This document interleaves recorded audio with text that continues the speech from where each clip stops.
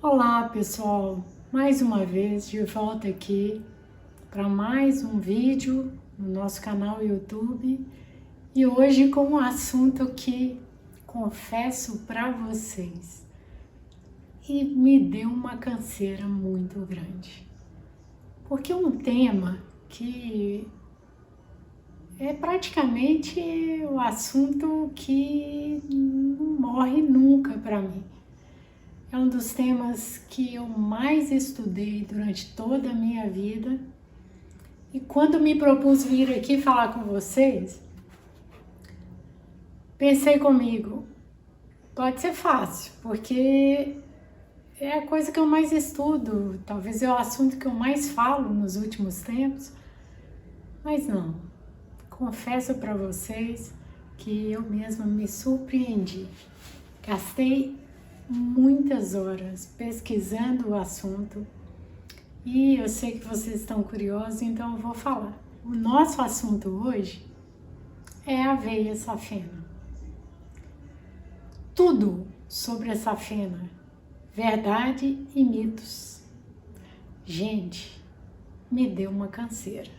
Me deu uma canseira porque eu tenho que admitir para vocês que há muito mais mistérios sobre a aveia safena do que coisas reveladas. Isso é que muito me fascina no assunto da safena.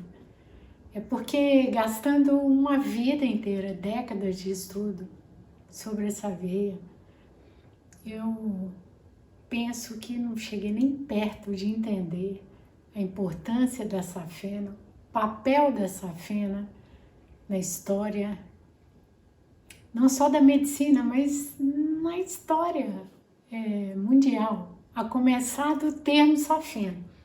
Fui atrás da etimologia, fui atrás de como começou esse termo safena e me surpreendi porque o termo safena tem uma história que parece que era um termo grego e durante muito tempo se pensou que era um termo que vinha de um termo grego, safaina, e que significava evidente. Safaina é evidente, um termo grego. Porém, mais adiante eu descobri que não, que o termo safena é um termo arábico, é o safin. E significa exatamente o contrário, não é evidente, porém escondida. Conta-se na história, eu trouxe essa história, me baseei muito no artigo de um grande italiano, um grande professor, estudioso das veias, chamado Alberto Caiati. O Alberto Caiati nos conta que o primeiro registro da palavra safena foi encontrado nos escritos de Avicena. Avicena, todos devem saber, um médico do Império Islâmico, nasceu em 980 e é conhecido como o pai da medicina moderna. Então Avicena registrou ali a palavra safena. E naquela época, um dos tratamentos médicos bastante popular e bastante utilizado eram as sangrias. Tem gente que usa até o dia de hoje. Mas naquela época era popular a sangria para uma variada gama de doenças. E ocorre que a veia safena é aquela veia que ela está ali visível naquele ossinho ali do nosso pé, bem à frente do ossinho do nosso pé, e era a única parte evidente da veia safena. Era aquela veia na parte do ossinho do nosso pé. Então, como essa veia é extensa, ela começa lá no pé e chega até a nossa virilha, é a mais longa, mais extensa veia do nosso corpo, só que a única parte aparente dela era aquela parte na frente do ossinho, que nós chamamos de tornozelo, termo técnico é maléolo interno. Então, eles diziam assim, a safena, ela é uma veia quase totalmente escondida, só aquela partezinha do ossinho do pé é que é visível. Por isso, El-Safin significa escondida. Então, já começa por aí. É um nome pra lá de interessante, né? Uma veia misteriosa. E qual o papel da safena? O papel da safena é carrear, é drenar, é receber, é organizar, gerenciar e coordenar a drenagem de todo a parte cutânea do nosso membro inferior. Então, a safena drena a pele, que constitui derme, epiderme e hipoderme, que é a parte gordurosa da pele, e todo aquela parte que está acima do músculo.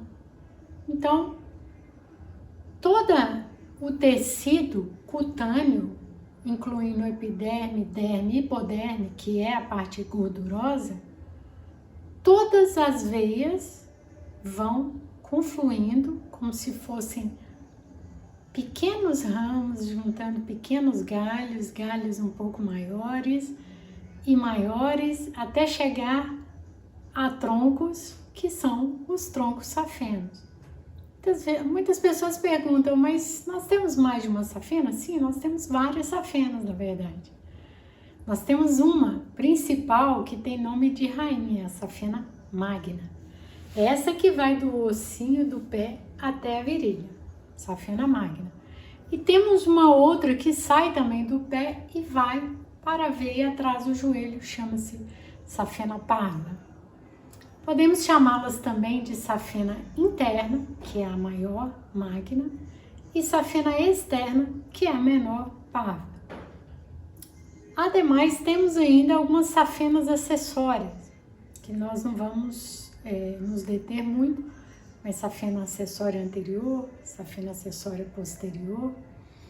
Então, quando nós falarmos aqui neste vídeo, vamos resumir na maior safena de todas, que é a veia safena magna, porque essa é a safena mais importante para a nossa matéria aqui, tanto nas doenças venosas associadas a varizes, quanto no seu papel em outras doenças, um papel extremamente importante como coadjuvante no tratamento de outras doenças, por exemplo, a obstrução das artérias coronárias. Então, creio que todo mundo já ouviu que se alguém está com um problema das coronárias, né, uma artéria entupida, muita gente fala veia, mas isso não é correto. Na verdade, no nosso coração, o que pode ocorrer é uma obstrução das artérias, e essas artérias chamam-se coronárias. E aí entra a safena, que teve um papel importantíssimo na história, porque foi no ano de 1967 que, pela primeira vez, um médico chamado Favarolo, deixa eu ver se é mesmo o nome dele, para eu não enganar vocês. Isso mesmo, 1967, o Dr. Favarolo fez a primeira ponte safena. E a partir daí, viu-se que muitos casos em que os pacientes tinham infartos e tinham obstruções graves, a safena poderia ser usada como uma ponte, ou um enxerto, ou um bypass. Funciona da seguinte forma. Vamos imaginar que o meu dedo seja uma artéria coronária no coração levando o sangue ao coração, e de repente esse anel é uma parte de obstrução.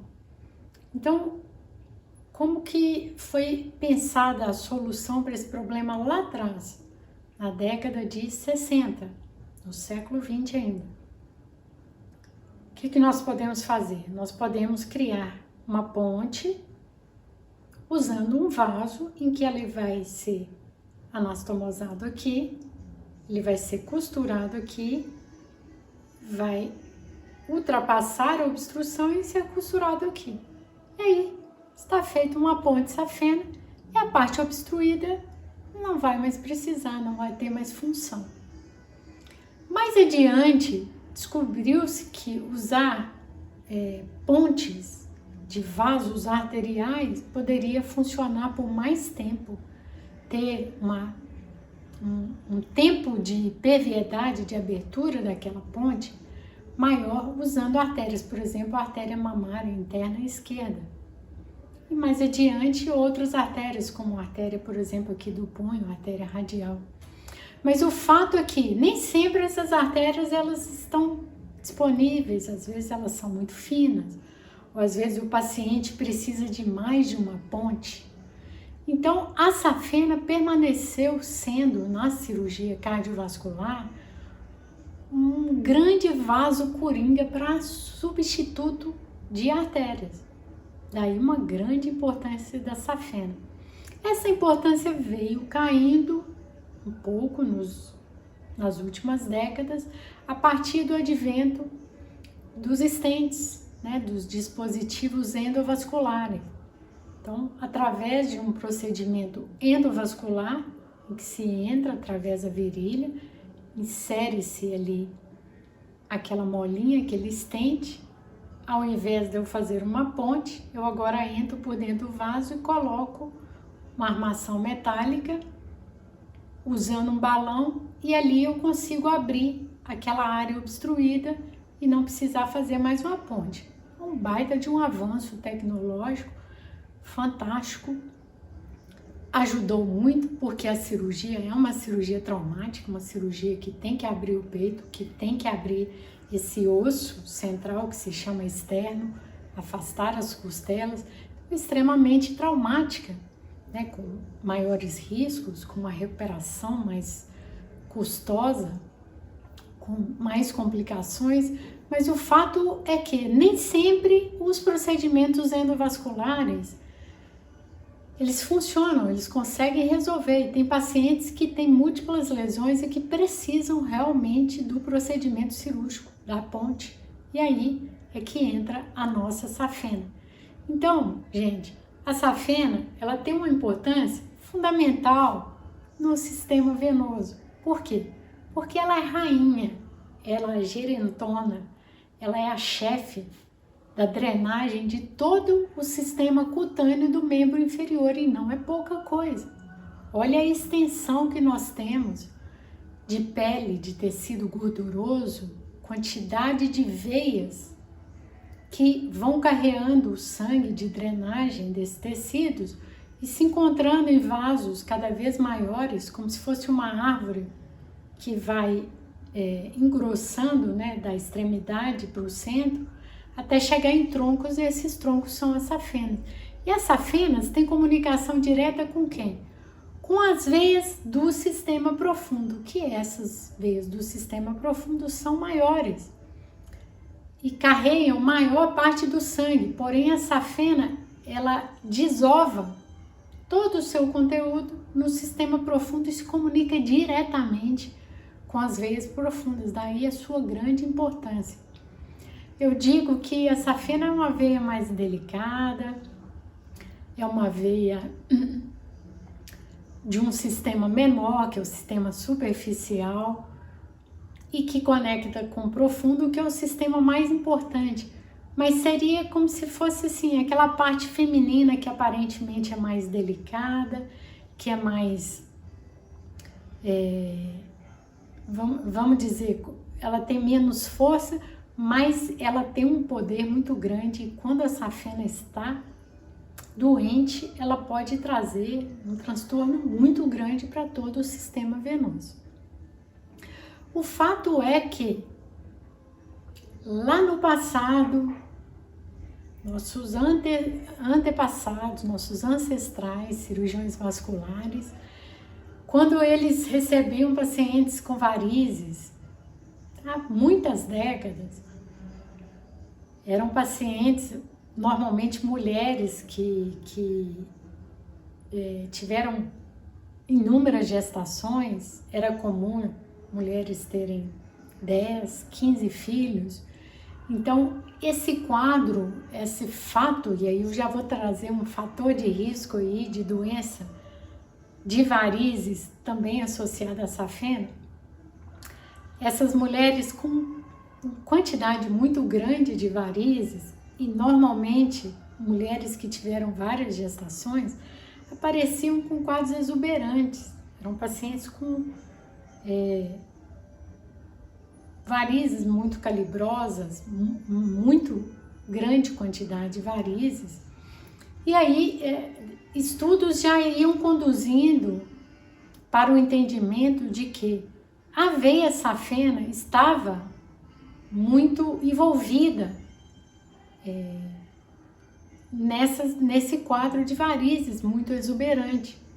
E a veia safena estava envolvida com um problema que era a dificuldade de levar esse sangue de volta. Eu já falei em alguns outros eventos, em alguns outros vídeos, que o sangue do sistema venoso, ele volta para o coração.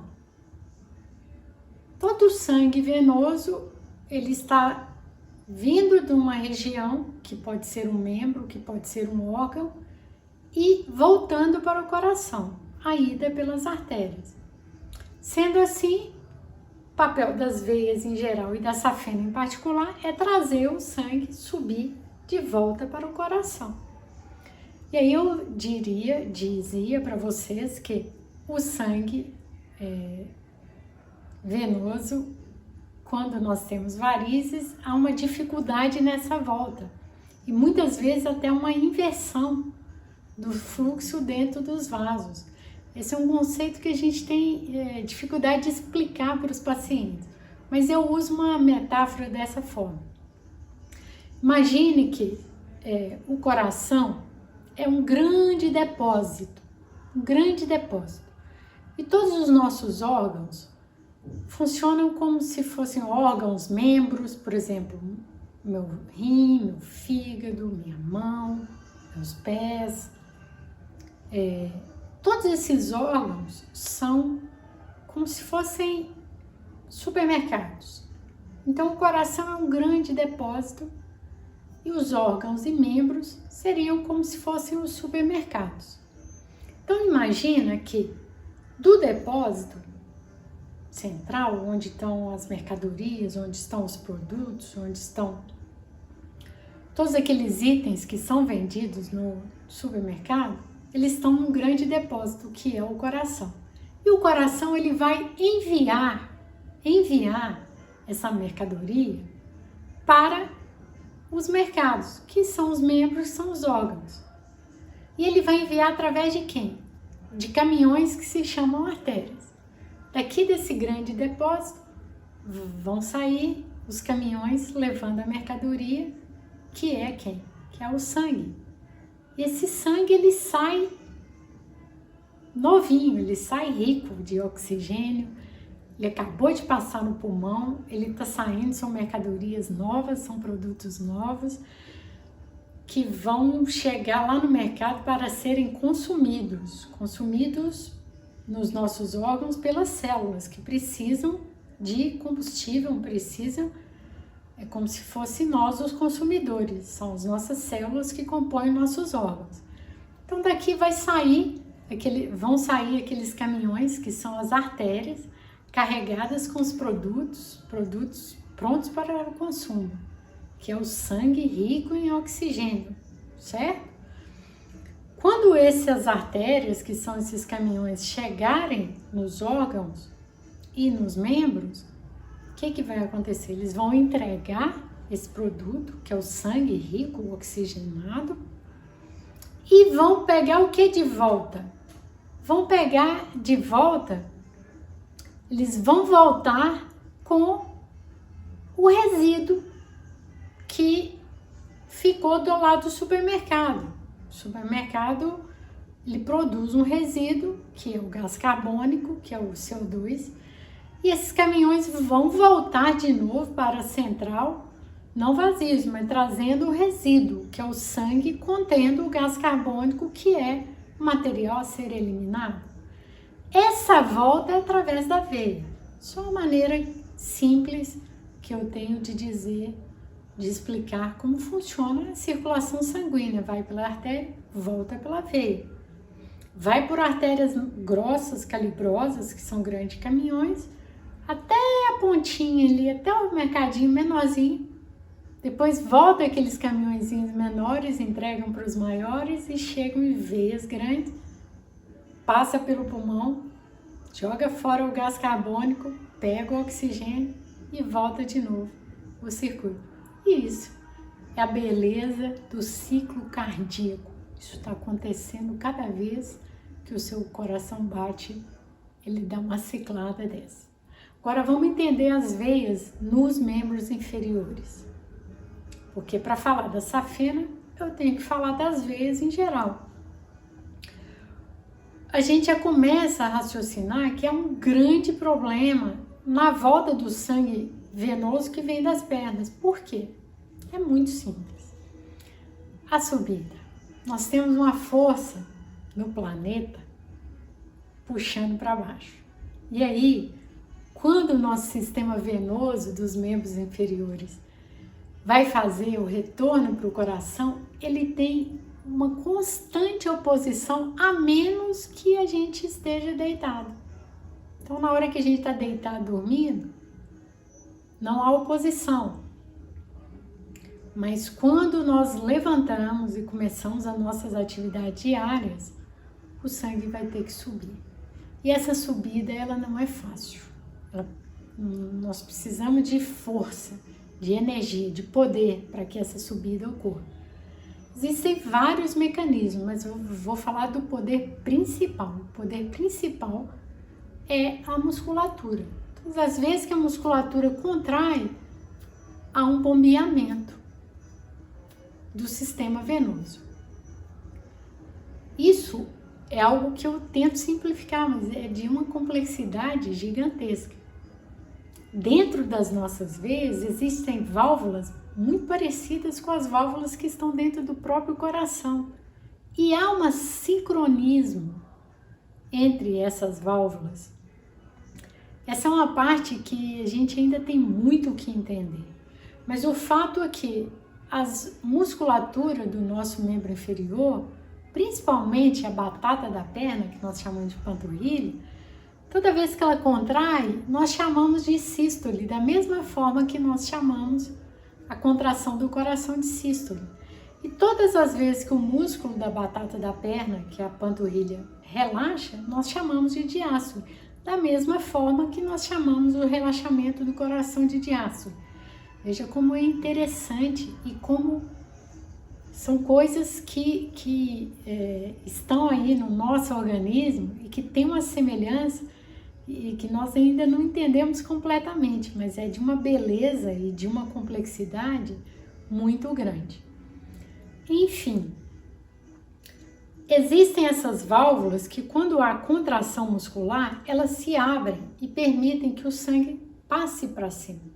E quando o músculo relaxa, essas válvulas se fecham e não permitem que o sangue volte dentro do sistema. Então, imaginando que aqui é um vaso venoso, dentro dele existem as válvulas que se abrem e fecham, e quando há uma contração muscular, esse sangue esguicha para cima. Quando o músculo relaxa, essas válvulas fecham. Então, o fluxo vai assim. Existe uma influência da própria respiração na fase desse fluxo. Quando nós inspiramos, desacelera. Quando nós expiramos, ele acelera para cima, ligado às pressões dentro do abdômen e as pressões ligadas ao movimento do diafragma, que é o músculo principal da respiração.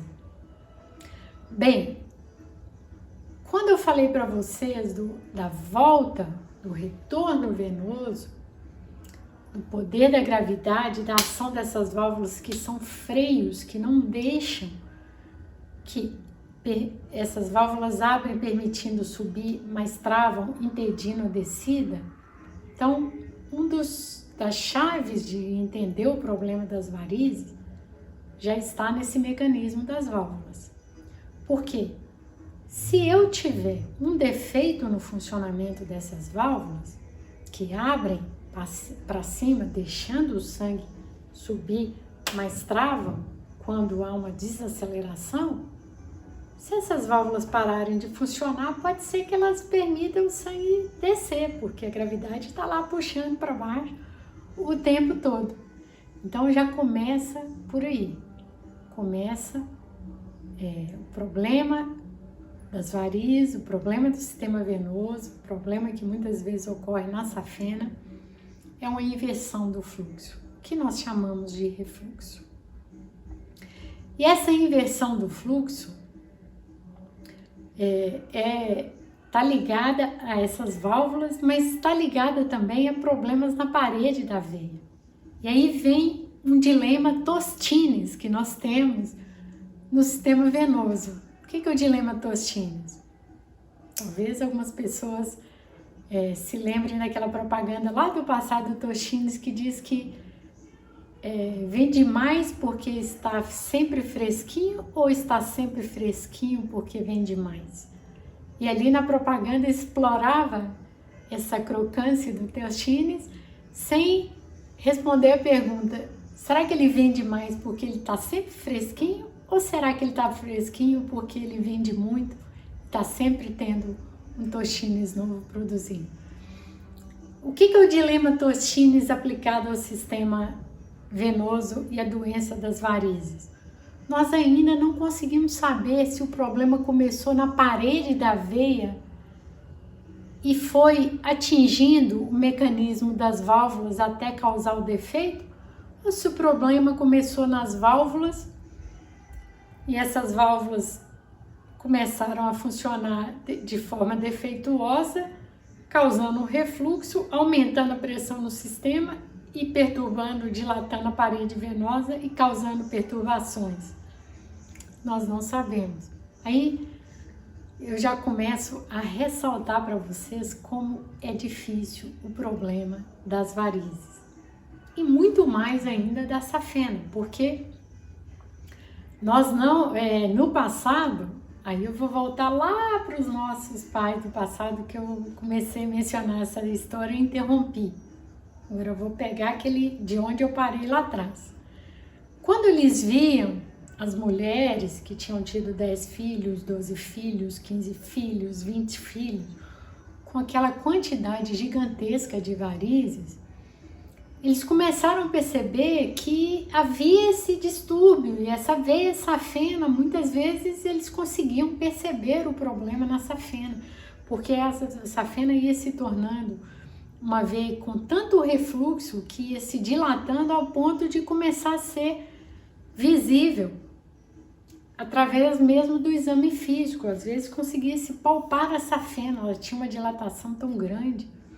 Às vezes eles conseguiam palpar aqui na região da virilha, onde é a região em que a safena desemboca numa veia profunda, que chama veia femoral, e eles sentiam como que o fluxo ia e vinha na safena, causando até um barulho ou um movimento chamado frêmito, porque o problema estava muito grande ali, eram casos muito grandes de varizes, ligadas em pacientes, geralmente mulheres, mas pode ocorrer em homens também, mas muito frequente em mulheres que tinham tido muitas gestações. É lembrar porque a gestação tem alguns problemas afetando ali o sistema venoso. Por exemplo, eu não disse para vocês que o fluxo do sangue venoso ele tem que subir para chegar ao coração? Então, se ele tem que subir para chegar ao coração e ele atravessa o abdômen, E se no nosso abdômen nós temos um útero ali imenso, causando uma pressão aqui, imagine que isso vai se tornar um obstáculo para a passagem, para o sangue que está vindo das pernas, passar por aquele obstáculo, para então chegar no coração. E não só a gravidez, como também a obesidade abdominal é um obstáculo.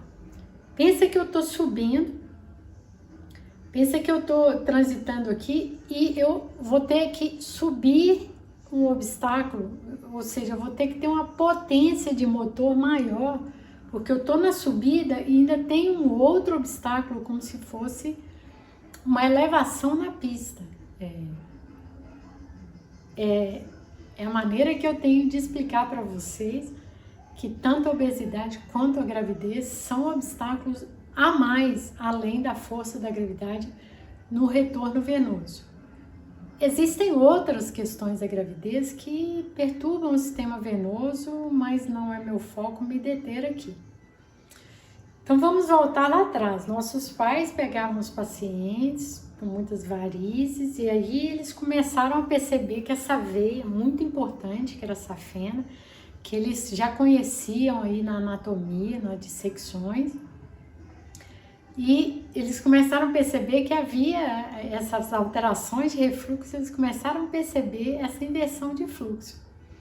Então, nesses casos muito avançados, com varizes muito exuberantes, às vezes pacientes até que desenvolviam lesões na pele, escurecimento da pele da perna e às vezes até feridas, até ulcerações. Então, eles começaram a ver que o construto mental ali temos que eliminar essas varizes. E de repente a safena é uma das veias, é uma veia maior. Talvez retirando essa veia nós vamos ter uma melhora do quadro. E de fato assim se fez. Lá no passado houve esse racional em que tirar as varizes e também junto com elas a safena, que era as safenas, né, que eram as veias principais do sistema venoso, a retirada dessas veias em casos de doença varicosa muito avançada e muito grave era um benefício para esse tipo de paciente. Isso ajudava a melhorar o sistema, ajudava a eliminar aquela quantidade absurda de veias com refluxo. Isso ali há cerca de um século ou mais, iniciou-se essa cirurgia com retirada de safena, percebendo-se melhora no tratamento da doença varicosa. Mas aí eu menciono para vocês que ali nos anos 60, nós começamos a ter uma aplicação nova da safena. A safena começou a ganhar um protagonismo muito grande. Por quê? Porque nós sabemos que a doença cardiovascular, a doença obstrutiva coronariana, das artérias coronárias, é uma doença de suma importância que mata e que hoje ainda é uma das doenças que mais mata no planeta Terra.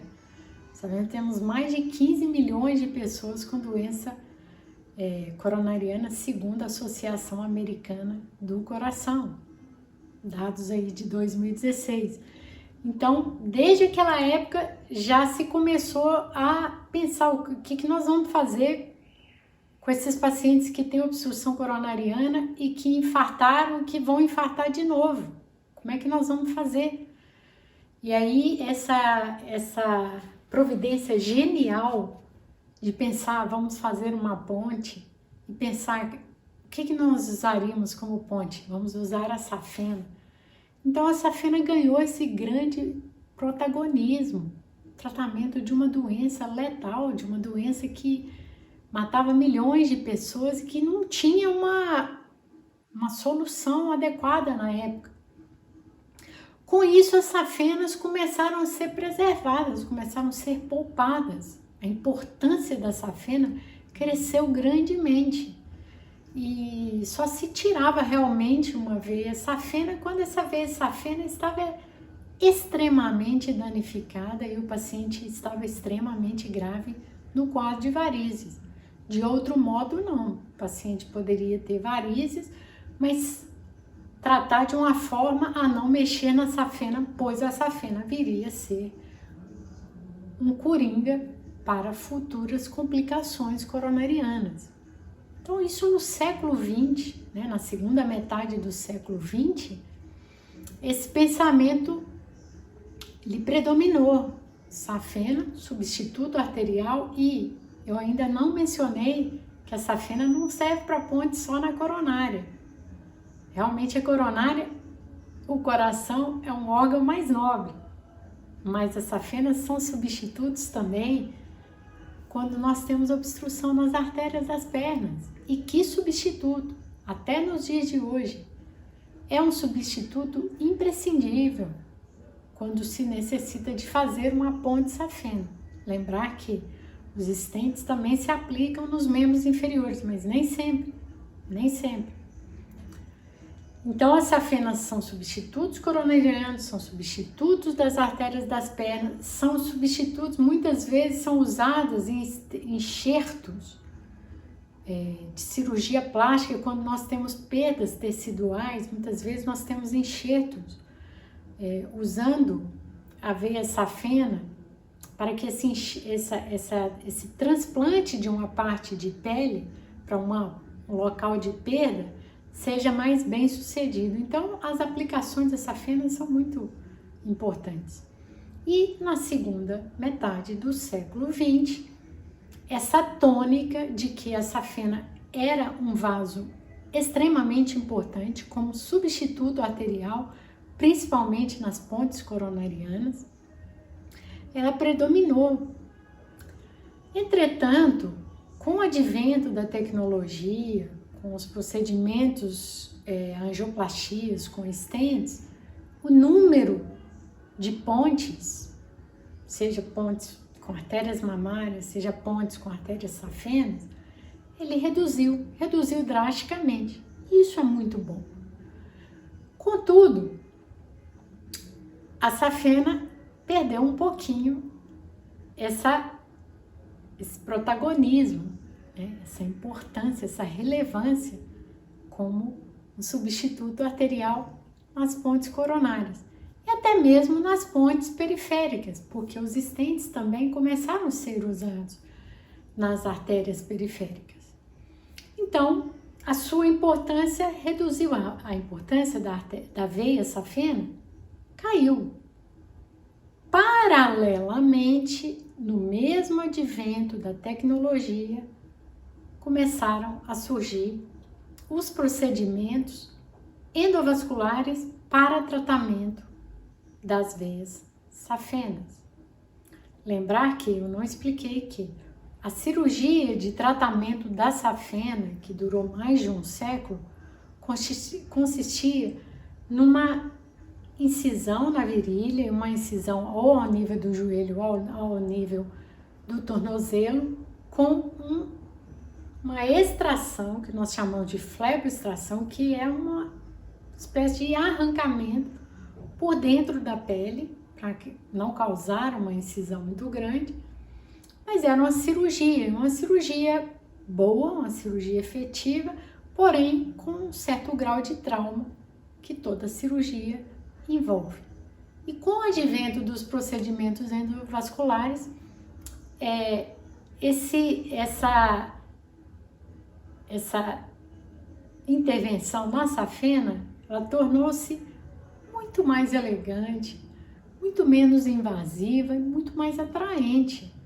Isso começou na virada do milênio, ali nos estertores do século XX, 98, 99, as associações europeia e americana aprovaram os devices, né, os dispositivos usados para fazer a intervenção nas veias safenas de forma minimamente invasiva. E como que é feito isso?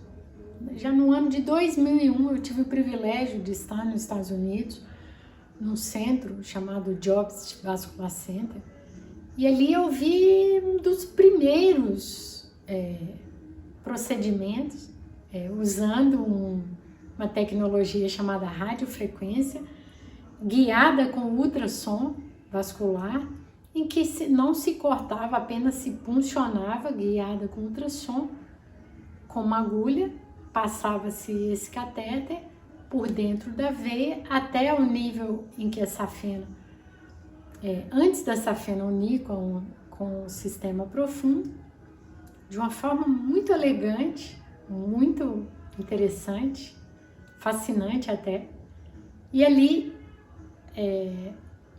o catéter passando por dentro do vaso, ele vai ser acionado um dispositivo que esquenta uma parte do catéter, que tem essa capacidade de esquentar, de aquecer acima de 100 graus, e ali o que acontece? Vai havendo uma espécie de cauterização interna, sem arrancamento, sem corte, sem sangramento, e de uma forma eficaz, em que a veia realmente é cauterizada por dentro, e ali ela é realmente eliminada do sistema.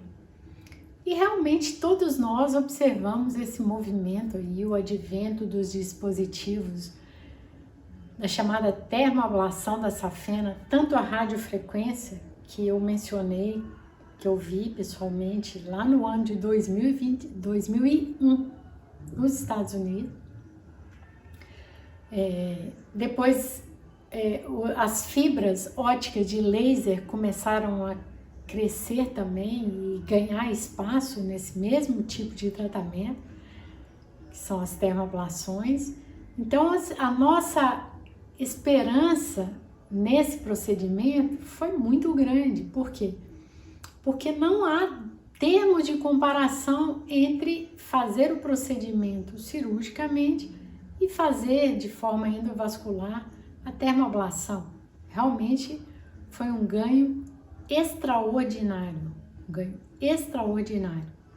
Então, hoje o que nós temos de forma consensual em todo o mundo,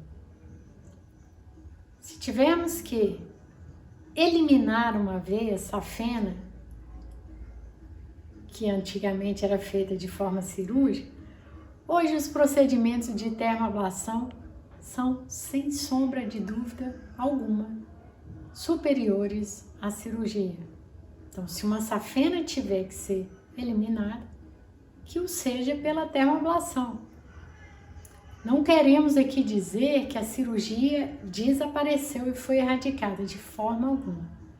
A cirurgia permanece sendo usada, a cirurgia permanece sendo uma cirurgia eficaz, efetiva, e temos que lembrar que esse procedimento tecnológico, ele aumenta, de certa forma, o custo do procedimento. E nem sempre nós dispomos do recurso em todos os lugares, em todos os países do planeta. Então, a cirurgia segue sendo uma alternativa quando se diz que nós precisamos intervir na safena.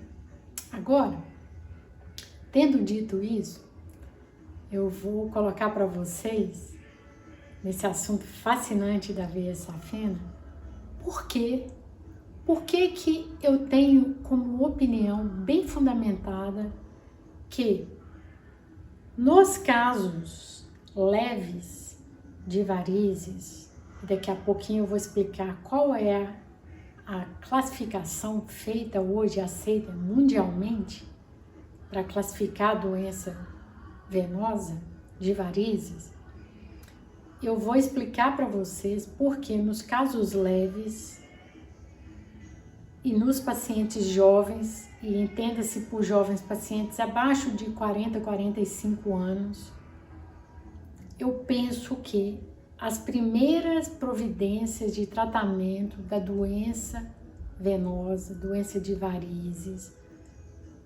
ou de pequenos vasos, deva ser tratada com procedimentos que preservam a veia safena. Eu pretendo explicar para vocês isso, porque em se falando da safena, que eu já falei do termo safena, já falei da importância da safena, do protagonismo que a safena teve em salvar vidas como substituto nas obstruções das artérias coronárias. E agora estou falando atualmente, no século XXI, o papel da safena, como está o atual tratamento da doença das varizes, que em se tratando de eliminar a safena, o melhor procedimento é uma termoablação minimamente invasiva, usando catéter de radiofrequência ou uma fibra ótica de laser, que são realmente reconhecidamente os melhores métodos. Mas eu não falei ainda que, diferente do passado, quando nossos pais pegavam ali casos grotescos, pacientes com muitas varizes, pacientes com feridas nas pernas, um paciente com poucos vasinhos não era considerado doente. Hoje nós temos esse paciente com alguns vasinhos, ele está dentro da classificação de doença venosa. Mas no passado, quando se fazia uma intervenção em pacientes com varizes, esse paciente ele tinha que estar muito grave. Caso contrário, esse paciente nem ia ao médico. Graus menores não eram considerados dignos de intervenções. Lembrar que as intervenções eram muito mais, muito menos delicadas, muito mais sujeitas à infecção, com procedimentos de anestesia mais rudimentares. Então as pessoas não iam, por qualquer caso de varizes, ter uma intervenção.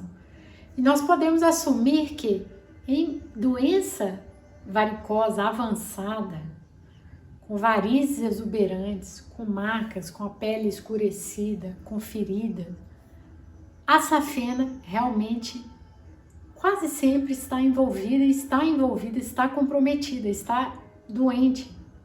Então, isso levou aquele construto mental de que era necessária a retirada da safena. Agora, estou falando no século XXI, que a doença venosa, ela está classificada de leve a grave. E são 7 graus.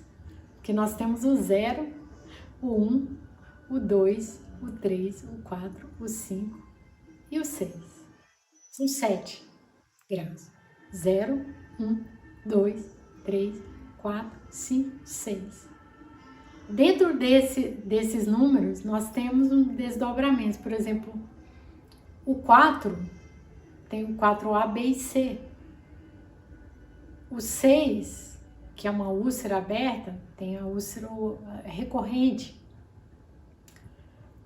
Então, eu vou falar de forma bem resumida. O 0 seria a pessoa que tem algum sintoma de varize. Vou dar um exemplo. Pensa numa jovem de 19 anos, universitária, que não tem nenhuma veia visível na sua perna, nem mesmo aqueles pequenos vasinhos. Mas é uma moça muito ativa, que viaja muito, que já fez uma excursão no exterior. E quando ela viajou para fora, num voo longo de 10 horas e 12 horas, ela observou que ao chegar ao final da viagem, as pernas estavam inchadas. E aí ali ela participa daquela viagem, visita vários lugares, aquele inchaço desaparece, mas na volta ela pega o avião e ao chegar de volta no Brasil, eis que as pernas estão inchadas. E assim acontece todas as vezes que ela fica, por exemplo, foi fazer a prova do Enem ali, ficou 5, 6 horas sentada, parada, concentrada, e ao final da prova do Enem, num dia de calor, a perna está inchada, mas não tem vasos aparentes. Esse paciente é a classe 0, é a pessoa que tem sintomas, nesse caso um inchaço, que nós chamamos de edema, pode ser associado a dor, incômodo, sensação de peso, e a pessoa não tem vasos aparentes. Nesse grau, que é o grau 0, a classe 0, sintomas sem vasos aparentes, pode ser que somente um exame, que é o exame de ecodoppler ou duplex scan ou ultrassom vascular, é que vai mostrar aquele refluxo. Muitas vezes esse refluxo está em veias escondidas, que não aparecem na pele. Essa é a característica da classe 0. A classe 1 são aqueles pequenos vasinhos, que nós chamamos de spider veins, teias de aranha, que tem o nome de telangiectasias ou veias reticulares, que são aquelas um pouco maiores, mais verdinhas. As telangiectasias são menores, são vermelhinhas ou roxinhas. Essa é a classe 1. Pacientes com classe varizes, esse nome varizes nós chamamos de vasos doentes com refluxo, às vezes tortuosos, dilatados, e que tem mais de 3 milímetros de diâmetro. Já os vasinhos têm entre 1 e 3 milímetros de diâmetro. Então, esses pacientes que têm veias acima de 3 milímetros, muito evidentes ou pouco evidentes, esses pacientes são a classe 2. A classe 3 seria um paciente que tenha um inchaço e que esse inchaço esteja associado ao problema de varizes, porque existe inchaço nas pernas que não está ligado às varizes. Por exemplo, se a pessoa tiver uma insuficiência cardíaca, chamada coração fraco, ela pode inchar as pernas e não está ligada às varizes, está ligada à fraqueza do coração.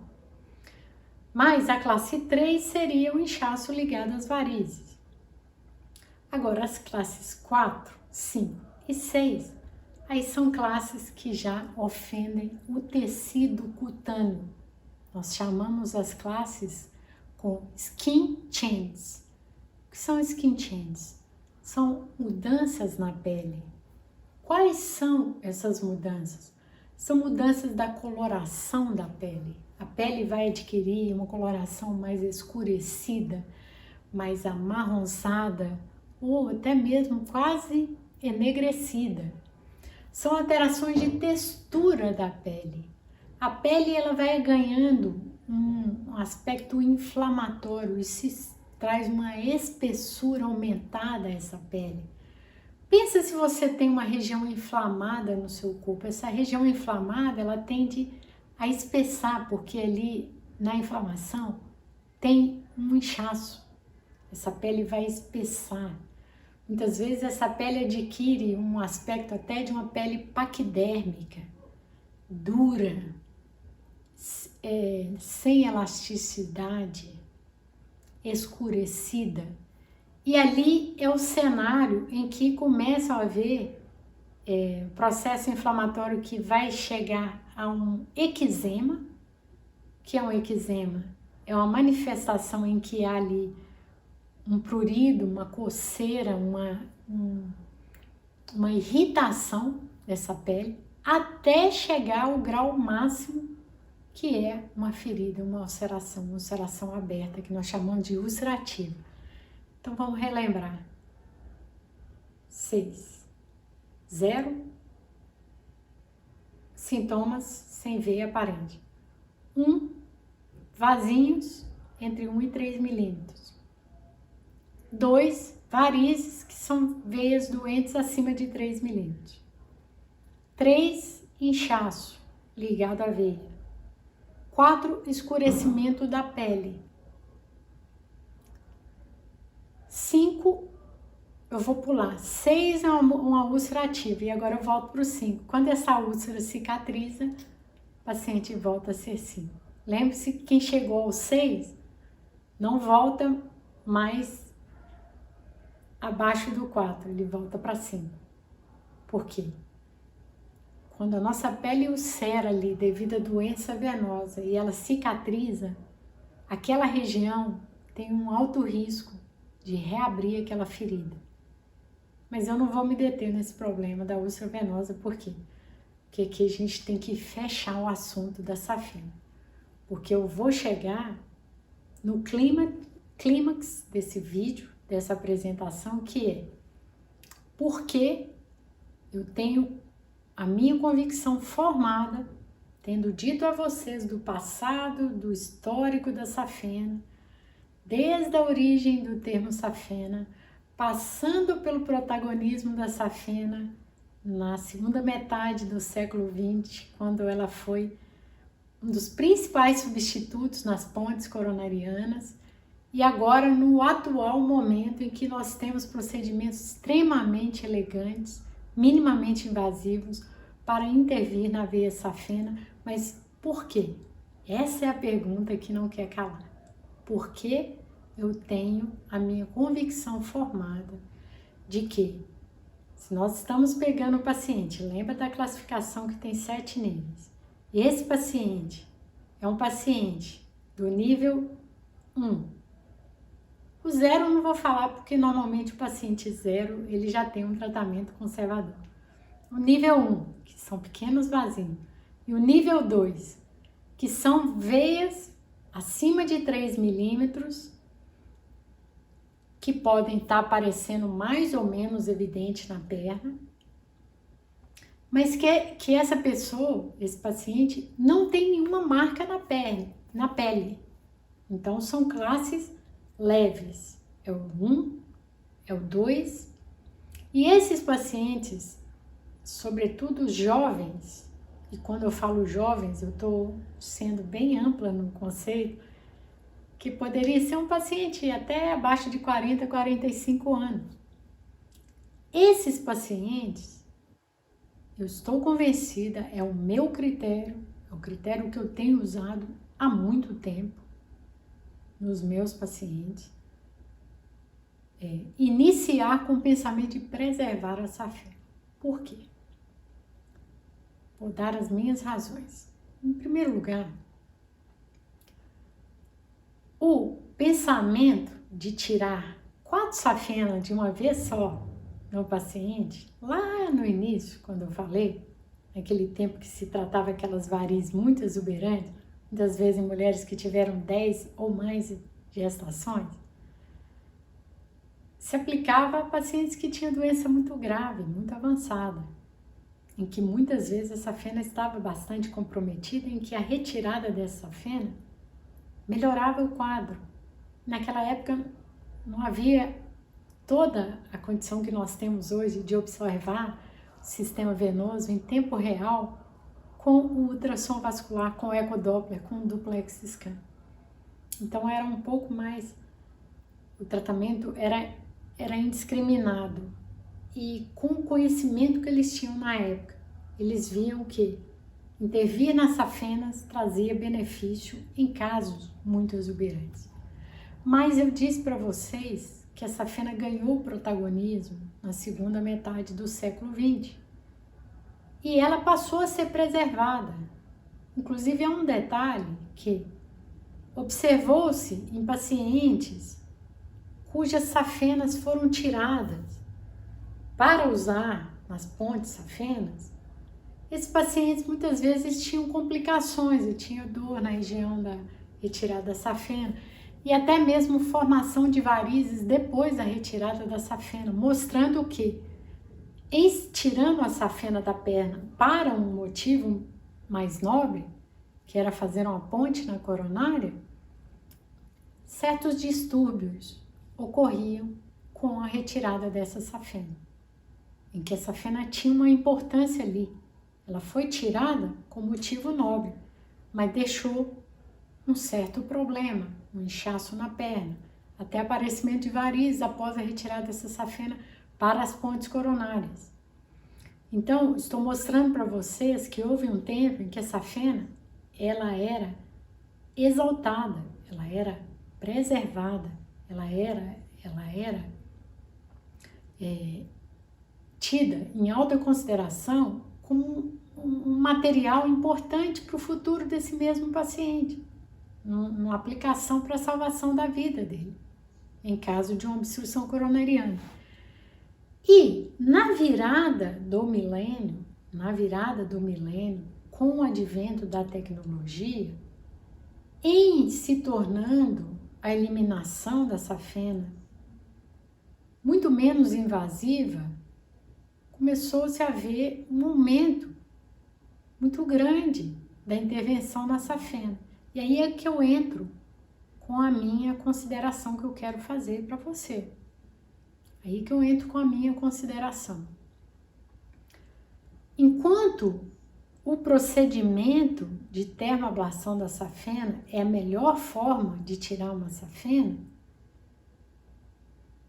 é um lado da verdade. Do lado de cá, tirar a safena em pacientes classe 1, que tem só aqueles vasinhos na perna, ou pacientes classe 2, que tem varizes, mas não é um quadro exuberante. Às vezes o paciente é um paciente jovem, às vezes é uma paciente que não teve gestação, ou teve uma gestação, não tem um comprometimento exuberante.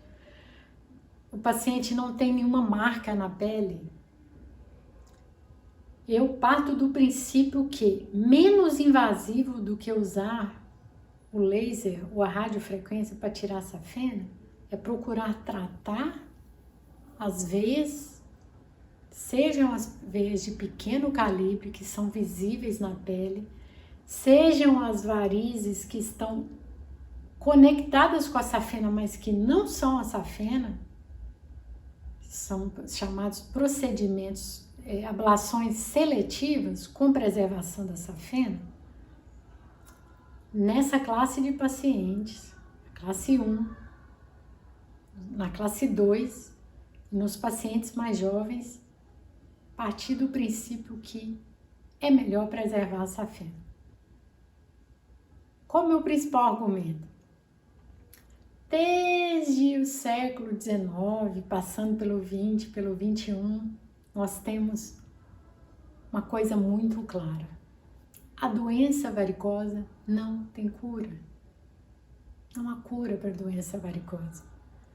Nós temos uma certeza muito grande. As varizes vão recorrer.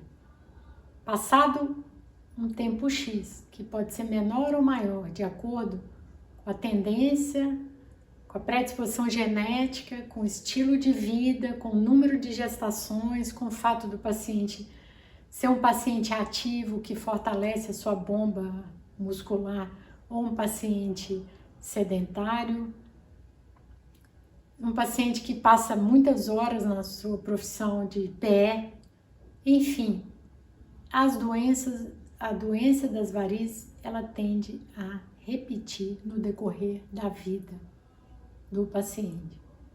E isso não mudou com a tecnologia. Isso não mudou com a tecnologia. Sendo assim, é minha convicção que nós devemos ser o menos invasivos possível no tratamento da doença venosa. E o que eu quero dizer com isso? Nós devemos começar o tratamento da doença venosa com a conscientização. Não devemos começar o tratamento da doença venosa exaltando a tecnologia que tira uma safena de uma forma extremamente elegante e foi um grande ganho. Mas nós devemos começar assim, com toda a tecnologia possível e imaginável. Não há cura. Com toda a tecnologia possível e imaginável, a doença vai recorrer. Você vai formar varizes ao longo da sua vida. É uma doença crônica, degenerativa, muito semelhante a uma hipertensão arterial, muito semelhante a um diabetes mellitus, muito semelhante à formação daquela placa que eu expliquei nos vídeos anteriores que obstrui as artérias. É crônica, progressivo. Nós temos que ter uma luta constante para reduzir o impacto da manifestação da doença venosa ao longo da nossa vida. Todos nós, vocês, eu, todos nós, à medida que envelhecemos, vamos ter deterioração no sistema venoso. E isso é inexorável. Infelizmente, eu falei para vocês, o sistema é complexo. Há muito mais mistério do que coisas reveladas no sistema venoso. E um dos grandes mistérios é onde começa o refluxo. Será que ele começou porque a válvula falhou e acaba que a parede começou a estragar, a deteriorar? Ou a parede venosa começou a deteriorar, perder colágeno, perder fibras de elástico e dilatar, e aí as válvulas foram junto e o refluxo aconteceu? Nós não sabemos. Então, o tratamento começa com consciência. Consciência, sim. Nem toda a tecnologia do mundo vai evitar da doença venosa continuar progredindo na pessoa. O paciente tem que dar as mãos com o médico no tratamento, seguirem juntos.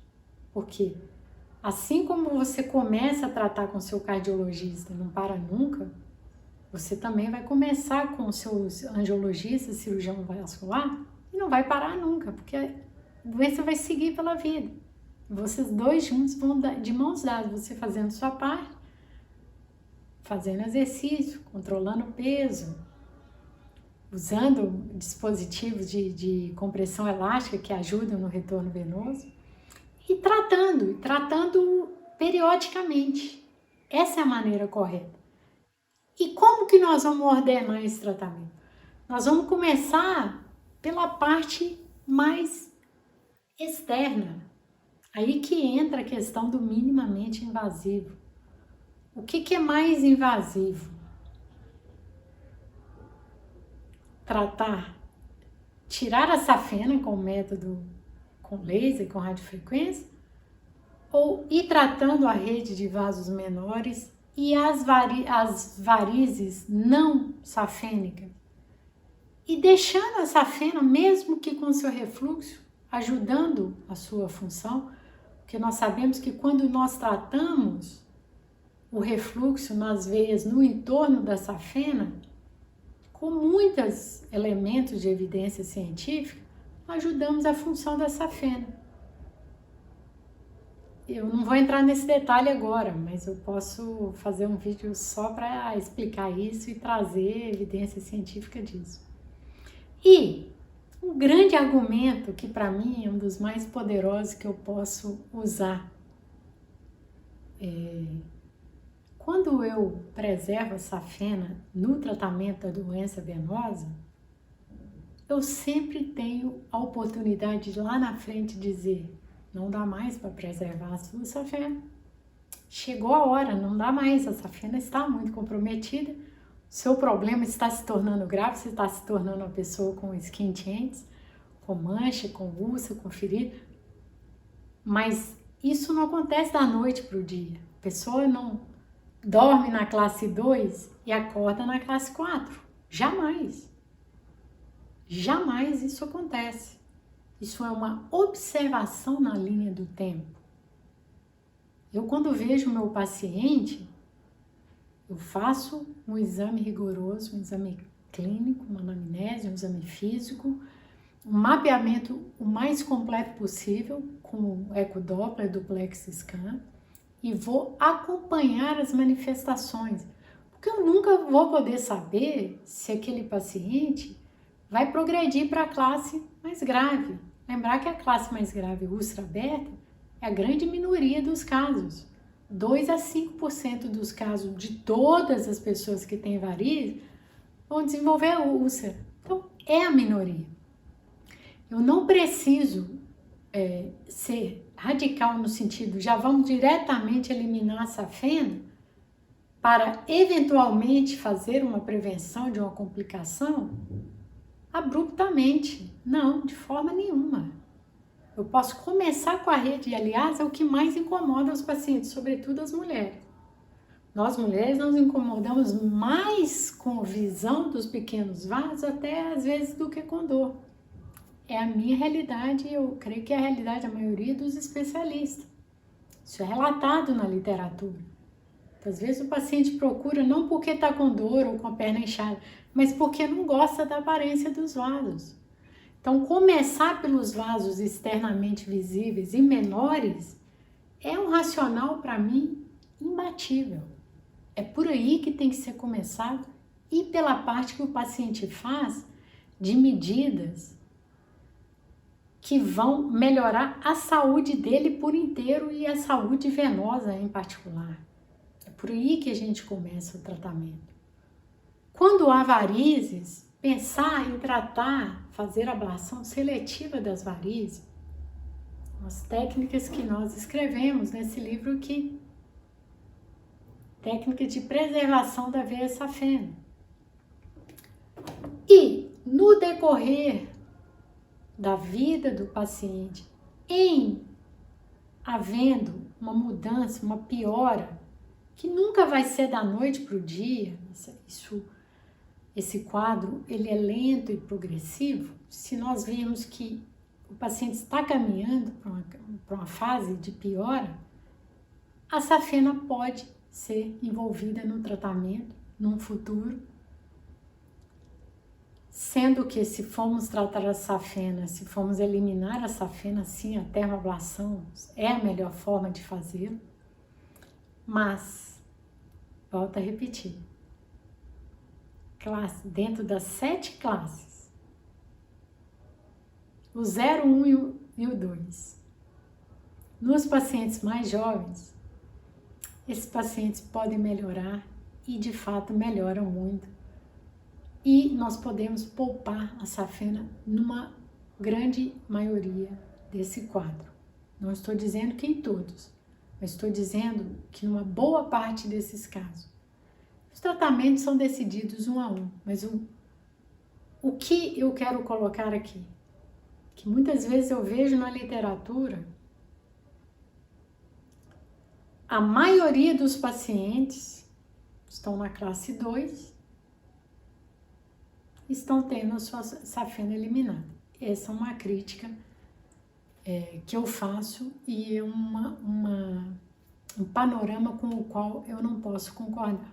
Outro panorama com o qual eu não posso concordar, e eu já caminho para o fim da minha exposição, da minha conversa com vocês, é o fato de que nos Estados Unidos, uma tendência em que a maioria das pessoas que estão sendo tratadas e tendo sua safena eliminada com procedimentos de laser, de radiofrequência, estão sendo tratadas por médicos não especialistas. Então, isso já vem ao encontro da ressalva que eu quero fazer aqui. Isso vem ao encontro da ressalva que eu quero fazer aqui, que é um baixo conhecimento do funcionamento do sistema venoso, da história natural da doença venosa, que é uma doença que vai recorrer, e a tecnologia não deu jeito nisso, a doença continua voltando. Então, quando esses médicos não especialistas, isso está publicado em artigo,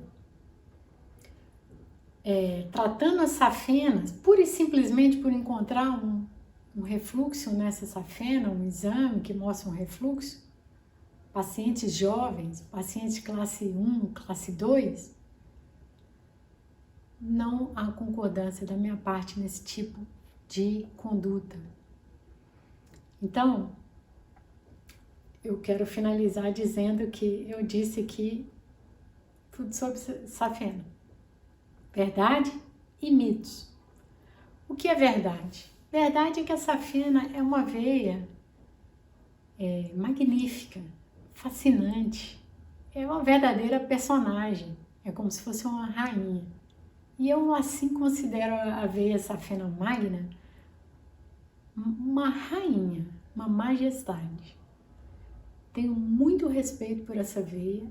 Historicamente, ela tem um papel indiscutível na nossa medicina, na doença venosa, na história da salvação de muitos pacientes com doença coronariana e até salvação de membros também, continua tendo esse papel. E hoje em dia, em que a tecnologia trouxe um procedimento tão elegante, tão inebriante, fascinante para eliminar a safena, não é por isso que nós devemos avançar e nos precipitarmos em eliminar radicalmente a safena de uma forma mais precoce. E o que eu entendo por precoce? Pacientes na classe 0, 1 e 2, pacientes que eu considero jovens, porque se a maioria dos brasileiros, por exemplo, tem uma expectativa de vida de 70 anos, grosso modo, 45 tá cedo, porque nós sabemos que a doença varicose ela vai recorrer. Então, se eu elimino a safena muito cedo, eu tenho todas aquelas décadas ainda, a doença continuar recorrendo. E se eu preservo a safena, às vezes eu consigo controlar a doença ajudando na função, melhorando a função da safena. Então, é essa a minha abordagem, é isso que eu quero falar. Os mitos sobre a safena são muitos. Por exemplo, um dos mitos da safena é que ela tem menor importância, que ela pode ser eliminada sem problemas, não. A safena tem um papel muito importante. Nós não conhecemos toda a doença venosa, ainda não sabemos como começa, se começa, muitas vezes ela começa numa veia pequena e chega a safena. No passado se pensava que começava na safena e ia para as outras veias. Hoje a gente sabe que ela pode começar em qualquer parte do sistema venoso. Muitas vezes ela começa fora da safena. Então, é isso que eu quero falar. Quero terminar dizendo que a verdade é que a safena é uma veia muito importante, tem um papel muito importante. Ainda não entendemos totalmente esse papel. Existem procedimentos brilhantes, maravilhosos, quando precisamos tirar, mas a coisa mais interessante que nós podemos fazer é conseguir melhorar a doença venosa, tratando os vasos aparentes na pele, muitas vezes sem operação, com laser, com escleroterapia, que é a aplicação, e às vezes com cirurgias de ablação seletiva sem mexer na safena. Isso não só é possível, como isso é extremamente plausível. É do menos para o mais invasivo, certo? Então, acho que era isso que eu queria falar. Creio que eu me estendi bastante, mas espero ter valido a pena e até o próximo episódio.